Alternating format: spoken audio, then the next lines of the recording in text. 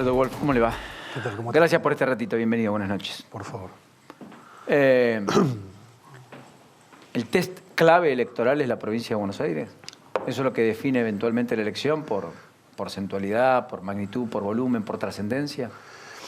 Y entendemos que es un punto álgido. Nosotros tenemos un proyecto integral, un partido del que muchos hace unos cuantos años se reían, al que desafiaron diciendo si quieren ganar las elecciones armen un partido, lo definían como un partido vecinal y hoy tiene presencia fuerte en toda la Argentina, gobierna 5 provincias que representan el 60 y pico % del padrón electoral.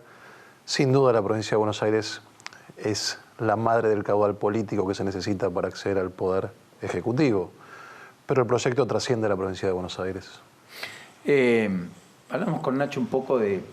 Había un clima, bueno, como en el frente todos, digamos. Ambos creen que pueden y que pueden llegar al 45+1, ¿no, Nacho? La pregunta del millón es, ¿esto es una elección que se define en primera vuelta, entiende usted? ¿Y que la PASO va a oficiar como primera vuelta, anticipando resultados de octubre o no? No lo sé. Mire, hoy yo estuve en Parque Norte, soy candidato a diputado nacional nuevamente, a reelegir en un puesto de los denominados seguros. Me ha honrado mi espacio con una posición a la que le estoy muy agradecido. Y yo actúo de diputado, de vocero. Me preguntaban colegas suyos, bueno, ¿qué piensa de las encuestas? La verdad que a mí no me modifican en lo más mínimo. Tenemos un gran equipo de campaña profesional que está trabajando en las encuestas, pero no me modifican lo más mínimo porque yo estoy convencido de este proyecto. Y lo que se vive en nuestro espacio y lo que sienten los que nos conocen, los que estuvieron hoy en Parque Norte, tuvimos varias horas, escuchamos al equipo de campaña, escuchamos a los gobernadores de los 5 distritos que nosotros tenemos oficialismo, escuchamos a la fórmula presidencial. Nosotros estamos convencidos que ese es el proyecto y yo, si me trae una encuesta ahora que dice que perdemos, yo voy a repetir lo mismo. Y si me dice que ganamos en primera vuelta también porque estamos convencidos, porque uno cuando está en campaña, por supuesto, como todo en la vida, pule su discurso, tira ejes, tiene vectores, pero la esencia es la misma, nosotros estamos convencidos. Usted emerge en la política a propósito de toda la defensa tras los atentados terroristas en la Argentina y toda la oposición encarnizada al memorándum de entendimiento con Irán. Yo recuerdo haberlo entrevistado a propósito de aquellos tiempos en los cuales usted era uno de los que estaba plantado con muchos otros. 2012, ¿no? 2012, arrancó el debate. 2012, con que la se vota en nota 2013. de Pepe Liayev. El 27 de enero del 2013 Claro, firmaron sí. el memorándum con Irán, con el país que está acusado de poner la bomba, un país manifiestamente negacionista del Holocausto. Lo firmaron el 27 de enero, el día de la conmemoración internacional del Holocausto. No tuvieron mejor idea que firmarlo ese día, sí, fui uno de ellos. Hoy Alberto Fernández estuvo en tribunales porque en algún momento hasta parecía casi como usted sostener que eso implicaba un encubrimiento del atentado a la AMIA, digamos. Y él hablaba y dio cuenta y escribió la columna en Clarín, y lo escuchábamos y es lo que él dice. Yo entendí que básicamente lo que no podíamos hacer era resignar jurisdicción en un comité extraterritorial, ¿no es cierto?, de 5 miembros que iban a determinar los procedimientos. ¿Qué opina del paso de Alberto Fernández hoy, de la causa judicial, de dónde estamos respecto a la cuestión? Mire, yo no me lo puedo tomar a Alberto Fernández en serio. ¿Por qué él no es serio?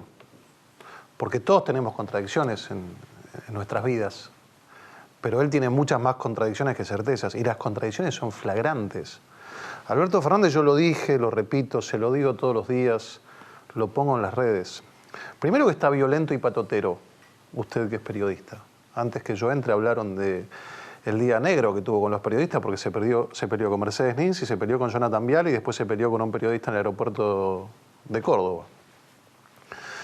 La semana pasada dijo que él, cuando apretaban periodistas, estaba del lado del periodismo y en las redes aparecieron las imágenes donde defendía a Piccolotti y lo trataba a su colega Saboya de autodenominado periodista de investigación, un patotero. Alberto Fernández es un patotero. Y tiene antecedentes. Y eso no fue lo más grave, Wolf. Y hay muchas más cosas que no trascendieron que... Pero ¿sabe por qué le digo que no lo aún. puedo tomar en serio? Porque Alberto Fernández hizo una caricatura del mismo. ¿Está dentro de la oferta electoral? Sí. ¿Puede ganar? Sí, puede ganar. La gente puede votarlo, por suerte, en nuestro país. Pero a mí me parece poco serio. Porque no es que él tuvo una opinión y cambió. Y cuando uno cambia de opinión, además, siendo un hombre público, tiene que expresar por qué cambia. Tiene que decirlo, porque si no, uno se transforma en un psicópata. Un psicópata no tiene culpa, no da explicaciones, se disocia, no es él, no tiene ningún remordimiento. En la nota que él da, a la que usted hace mención respecto de la firma del memorándum con Irán, él habla en su condición de profesor de Derecho Penal. Y dice claramente, yo lo he escuchado, lo he subido a mis redes, lo tengo en mi Twitter subido, él dice que está probado que la presidenta de la Nación de aquel entonces actuó como instigadora del encubrimiento del atentado. Que ese fue el objetivo de la firma del memorándum. Y que inclusive de esta manera es casi como hacerse una autoamnistía. Él lo dice. Y hoy se presenta, se enoja con la periodista que le dice, mire, es poco coherente lo suyo. Y como siempre mata al mensajero. Así que yo no tengo explicaciones, porque me tengo que meter en la mente de un psicópata, alguien que está disociado, alguien que se enoja con el que le muestra la verdad, alguien que no reconoce que dijo lo que dijo. No tengo muchas explicaciones. Me parece hoy una caricatura de la política. Ahora, Wolf, cambiando un poco de tema, refiriéndonos a los ejes de campaña, se vuelve a hablar de autoritarismo versus república, algo similar a lo que había ocurrido en 2015. Como parte de este gobierno, ¿no le hubiera gustado que el gobierno hubiera acertado en la política económica? Porque la verdad que estar 4 años después, básicamente con el mismo eje de campaña, a uno lo lleva a pensar, obviamente, contra lo peor, siempre uno va a encontrar cosas mejor de gente que ha tratado de hacer cosas por la República. Pero la verdad, en tema económico, este gobierno fue un desastre. Pero un desastre, no se lo digo como faltando el respeto ni a usted ni al ministro, sino que lamentablemente ha habido mucha pérdida de empleo, la inflación se mantuvo, una toma de deuda descomunal, y la verdad parece que no le encontraron la vuelta. Uno puede llegar a pensar de que si hubieran acertado en la economía, este debate no lo teníamos en este momento, de Venezuela versus autoritarismo, el mismo tema del debate con los medios. Estamos debatiendo siempre lo mismo en la Argentina, ¿no? Sí, yo no coincido con usted. Y primero que podemos hablar de economía. Y eso ya es un tema que no es menor. Habla de un momento cívico donde se puede. Usted sabe que si antes a un político oficialista usted le decía cuánta inflación había, al otro día le venía una demanda penal de la Secretaría de Comercio. Si no, pregúntele al actual interventor del INDEC. Si a Todesca. Por decir la inflación cuando a Todesca daban datos y no le hacían una denuncia penal. Así que se puede hablar de economía. Yo no creo que haya sido un desastre nuestro gobierno, pero respeto su posición, porque no soy Alberto Fernández. Claro, pero déjeme decirle, se perdieron 260.000 empleos. En 3 de cada 4 de los 4 años de gobierno, la economía cayó. La distribución del ingreso hoy es peor de la que tenía cuando Macri asumió. Sí. Y el 10% más rico gana más que el 10% más pobre promedio. La pérdida de poder adquisitivo ha sido brutal en 2018, fruto de la devaluación, y los salarios corrieron por detrás, subieron por escalera, los precios por ascensor. Y efectivamente, además de todo eso, la presión impositiva no es menor. Sí, es menor. La clase media paga está bien. Todas las tarifas, porque le sacaron los subsidios de las tarifas, paga más impuestos, los de cuarta categoría estamos reventados de impuestos y lo que recibimos a cambio es muy poco. Y las desgravaciones respecto a ganancias, como las empresas, que Macri dijo que lo iba a sacar, no Alberto Macri, sí. No solo no lo sacó, sino que lo mantiene, y las empresas pagan ganancias por lo que no ganan. Bien. Pero permítame esta disidencia con buen romance. ¿Cómo no se la voy a permitir? Y le voy a responder mi posición. Sí, claro. A nosotros, yo nos comparo con los gobiernos que vinieron después del populismo. Nosotros vamos a ser el primer gobierno no peronista en terminar su mandato, que ya es un cliché repetirlo, pero no es un tema menor. Siempre venir a tratar de resolver la fiesta anterior es traer malas noticias. Si uno es el tío que cuando se va el padre llama a todos los amigos a la casa, contrata el catering y después tiene que venir el padre y pagar el viaje y la fiesta, eso somos nosotros. Por algo nunca termina un mandato constitucional, un gobierno no peronista, porque el timing está tomado para eso. Fíjese usted que en uno de los videos que hoy circula por las redes, yo subí un video hoy de Alberto Fernández donde define a Kicillof, el candidato a gobernador de la provincia por el peronismo, como el peor ministro de Economía que hubo en la historia. Dice que puso el cepo, dice que restricción en todo tipo de producciones. No le podemos decir nada porque lo dijo todo. No, es nefasto, lo dice él. Entonces... no, perdón, y me lo dijo a mí cuando... Por eso, bueno, hay una nota tuya que circula por todos lados. Él dice cosas de ellos mismos que ni yo me atrevo a decirla. Bien, entonces, pero es como poner a Carrió diciendo mi límite es Macri. No. ¿Sabe por qué la diferencia? Yo no la voy a defender a Carrió. Y fue en 2014. Sí, pero Carrió se hizo caro. Dijo, mire, yo me refería... Primero que me refería a la familia Macri y después conocía al presidente y me di cuenta que estaba equivocada. Que eso opinaba del padre. Franco era una cosa, Mauricio bueno, otra. pero ella dijo eso. Usted puede creerlo o no, pero vino de una explicación. No dijo, no, usted entiende mal y se enoja como se enoja con Mercedes Nielsen. Entonces, la verdad que venir a dar malas noticias siempre es difícil. Si usted durante 12 años pisa las tarifas, emite al 80% de la masa crítica de circulante,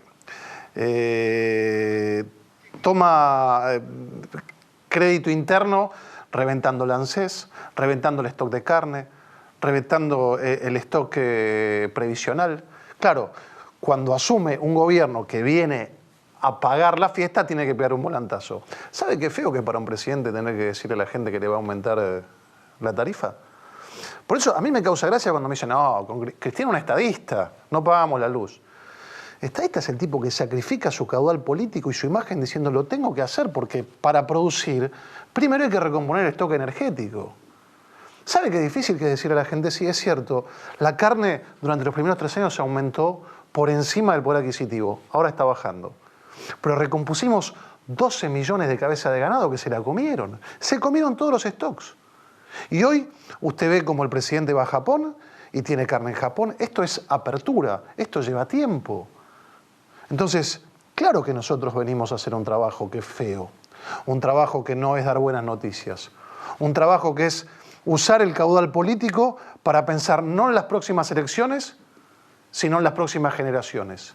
Eso es lo que hace alguien que piensa en recomponer el stock energético, el stock de cabeza de ganado, el stock de trigo, de maíz, de cebada en la provincia de Buenos Aires, el stock previsional. Yo coincido con usted que han sido años malos económicamente. Lo que estoy convencido es que no había otro camino.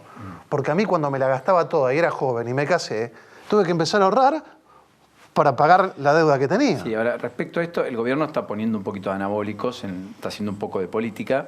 Nadie le puede, digamos, endigar que no la haga, pero ciertamente eso también tiene costo. Es decir, cuando uno plancha precios de tarifas como lo ha hecho, hasta después de las elecciones, cuando uno plancha el dólar y lo pone en 43, la discusión es si este dólar retrasado en algún momento no explota, como dijo el presidente de la UIA.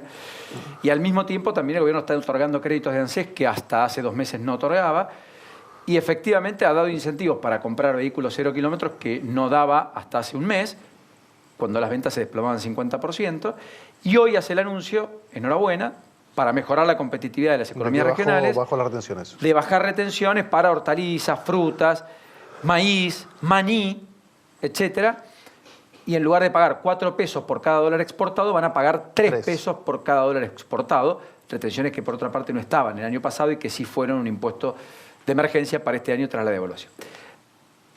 También eso en algún punto es ponerle un poco de maquillaje a la política económica. Tomando sus palabras, ¿no? Sí, no... Mire, hay algo que es incontrastable, que son los números, y detrás de toda política rígida hay un espíritu. El presidente dijo, hoy lo dijo, en Parque Norte, dijo, le hemos sacado, le hemos bajado las retenciones a ciertos productos, un impuesto que es horrible, él lo sabe. No como antes que le decían, esto le conviene, la 125, le sacamos al campo y le conviene. No, nosotros sabemos, heredamos un déficit fiscal de 8 puntos, 18 millones de personas, el primero de cada mes cobran del Estado. Metieron a 3.600.000 jubilados sin aportes. ¿Había que meterlos? Puede ser, pero hay que decirle a la sociedad, usted y yo vamos a cobrar menos de jubilación porque tuvimos que meter 3.600.000 personas sin aportes. Entonces, Todo esto es el espíritu con el que se dicen las cosas. Nosotros sabemos aquellas cosas que no están bien y que hay que hacer para mantener gran parte de la herencia. Pero la verdad es que hoy tenemos déficit cero. Hoy nosotros estamos yendo a déficit cero. Nosotros tenemos déficit primario cero en la provincia de Buenos Aires. Antes el 97% del gasto corriente se utilizaba para los recursos de la provincia de Buenos Aires. Por eso se inauguraban las obras 3, 4 veces, porque nunca llegaban a funcionar, porque era mentira. Por eso inauguraban a los hospitales 3 veces. Entonces, hoy hay algo que es indiscutible. Nosotros hicimos el esfuerzo. Atravesamos un año dificilísimo. La Argentina atravesó un año difícil. ¿Usted cree que esto es lo peor? ¿Que No, ya justo está creo hecho o queda mucho más todavía? No, hábleme ahora con sinceridad. Pero son números. Nosotros llegamos al déficit, estamos llegando al déficit primario cero. Está bien, pero después de las elecciones va a haber una discusión por una reforma laboral, por una reforma previsional. Tiene que haber una reforma laboral. Usted vio que hoy se agarraron a tiros en Virreyes, del gremio de la carne. La verdad que los gremialistas siguen trabajando para que nadie entre en el sistema laboral y ver cómo mantienen su coto clientelar, no hay ninguna posibilidad. Mire, yo tengo una ventaja. También le podría decir, tampoco hay ninguna posibilidad con empresarios ricos y empresas pobres. Y estoy absolutamente de acuerdo con usted, pero tampoco puede haber empresas ricas si no hay competitividad. Si firmamos un convenio, pero hay que poner entre todos. Que es histórico, si firmamos un convenio que es histórico, donde se nos abre el mercado común europeo a 500 millones de personas y salen estos cotos clientelares a decirle no abramos el mercado porque nos viene a tocar la nuestra. Cuando el convenio que se firmó nos da 15 años para que las empresas pasen a ser competitivas. Entonces yo soy un hombre que vengo del sector privado, soy licenciado en Administración de Empresas, ejerzo, sigo trabajando, soy martillero público, yo sé lo que es pagar aguinaldo el mes pasado, sé lo que es sentarse con los gremios, soy un hombre que viene de la construcción. Mire, si no nos sentamos todos, como dice el presidente, como pasó en Vaca Muerta. Bueno, pero hay que llamarlo, hay que poner en una mesa. Bueno, pero ¿cómo hace usted para llamar a alguien que el 14 y el 18 de diciembre del 2017, cuando tratamos de hacer la reforma previsional, atacaron el Congreso como no se veían en las películas de los sábados de Superacción cuando yo era chico?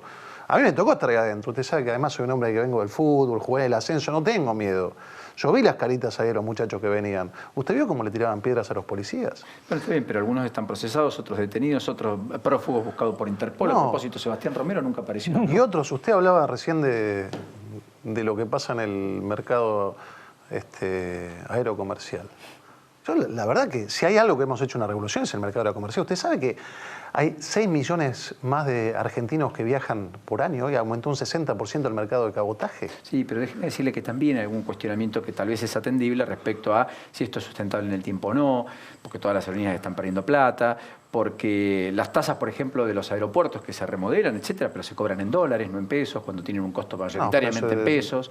Y Aerolíneas hoy tiene un déficit y un pasivo de 400 millones, ¿no? De 2, 3, 4 millones. 400 millones de dólares. Y ha bajado respecto del pasivo. No, va a tener más que el año pasado. Sí, pero ha bajado respecto... Por la devaluación y porque tiene un costo en dólares muy alto, ¿no? Ha bajado respecto de lo que le damos nosotros como costo clientelar. Pero usted me preguntaba si Pero quiero decir, todo es más o menos discutible. Igual, y lo que voy es, la voluntad de diálogo implica el querer escuchar y buscar una idea que tal vez sea no la de una idea superadora para llegar a un mejor acuerdo, para una mejor política de Estado. ¿Me explico?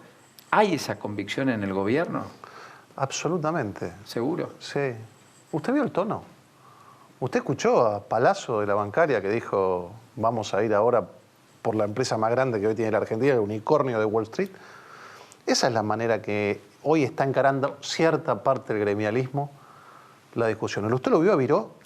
Estamos en horario, hay damas presentes, yo no voy a decir lo que dijo. El gobierno, que hay que dejar de hacerle una porquería al gobierno. Digo, cierto sector del gremialismo también tiene que entender de que hay que sentarse a conversar, como nos sentamos en Vaca Muerta, como nos sentamos con las economías regionales y hoy se pudieron bajar las retenciones, como nos sentamos con la UOCRA en Vaca Muerta, como nos sentamos con muchos de los gremios de transporte. A propósito de Vaca Muerta, Pereira dijo que hay que discutir un bono por productividad y hay reuniones en Buenos Aires por estas horas, etcétera. ¿Está bien? ¿Está de acuerdo con eso? Sí, mire... Con esta idea de, bueno, la empresa va bien, no venía también que seamos, digamos, los que sufructuamos los trabajadores. La empresa va mal, ponemos el hombro. Yo estoy de acuerdo. ¿Sí? Estoy de acuerdo digo, yo a mis trabajadores, a la gente que trabaja conmigo, cuando nos va bien, a fin de año nos sentamos a hablar. Cuando nos va mal también nos sentamos a hablar y digo, miren, hay que bajar, hay que achicar. Me parece que en política la forma hacia el fondo. Después discutimos cuánto es el bono, si tiene que ser o no. Lo que no puede ser es que vivamos confrontando, que escuchemos a gremialistas hablar como si fuéramos enemigos. La verdad que somos socios en esta Argentina. Acá o nos salvamos todos una vez por todas, o seguimos escribiendo un tango y echándole la culpa a los fantasmas, al neoliberalismo, al cipallismo. Como decía Tato, ¿no? Siempre la culpa la tiene el otro. Y en el medio Bueno, eso es lo que dijo el presidente hoy. Hay que dejar de echarle la culpa a los demás. Por eso nos hacemos cargo y ponemos la cara. Mire, yo me siento orgulloso de estar en este espacio. El presidente lo dijo hoy. Cuando bajaba la inflación yo ponía la cara. Cuando subía la inflación también. Cuando bajó la pobreza puse la cara y cuando subió la pobreza también. Lo que hay que dejar de hacer en la Argentina es esta psicopatía de borrar con el codo lo que se escribió con la mano meses antes. Le tomo. Pero el fondo es importante, hay que bajar la pobreza, hay que bajar la inflación, Por supuesto. hay que bajar impuestos. Por supuesto. Y hay que ser más eficiente y hay que tener más Hay que proyectar la Argentina pensando de que uno no es eterno y de que el que está enfrente tampoco es un enemigo. Déjame, sí, habló de diálogo y demás. En 2017 ganaron con un margen muy importante y lamentablemente ese margen no se utilizó para construir más consensos, sino por el contrario se profundizó la línea que partía desde Casa Rosada, que todo estaba cerrado y justamente a partir de ahí comenzaron los problemas del gobierno. Esperemos que esta vez no ocurra nuevamente si vuelven a ganar y que haya la posibilidad de que más voces disonantes como la suya, como de otros legisladores también marquen la cancha, porque el Ejecutivo se ha equivocado mucho después de las legislativas, ¿no? Lo tomo. Gracias. Waldo Wolf, gracias por este ratito. Gracias a ustedes. Muy gentil, en particular en este día tan especial. Perdón, ¿tiene el adelanto del decreto? Es inusual igual decirle a algún político que no te responda con una chicana, con una... No, pero ¿tiene ya Me descolocó. la versión final del decreto que se va a conocer la semana próxima, donde aparecerá en un listado de organizaciones terroristas Hezbollah? No lo tengo, lo he escuchado y le voy a decir algo que es una posición mía. No se puede poner cada 18 de julio cara de circunstancia y abrazarse con aquellos que fomentan el terrorismo. Hezbollah, dice la justicia argentina, que es quien puso la bomba en nuestro país. Y se abraza con Maduro en Venezuela. Y yo quiero ver a los políticos mis pares, porque yo llevo todos los días, junto con tantos miembros de la comunidad judía, a mis hijos a los colegios con medidas de seguridad aeroportuaria para cuidarme de Hezbollah. Y después veo a muchos de nuestros políticos, compatriotas, abrazarse con los que tienen campo de entrenamiento, de los que ponen bombas en los colegios de nuestros hijos. O sea, el decreto está, es una ratificación. Bien, gracias. Gracias a ustedes.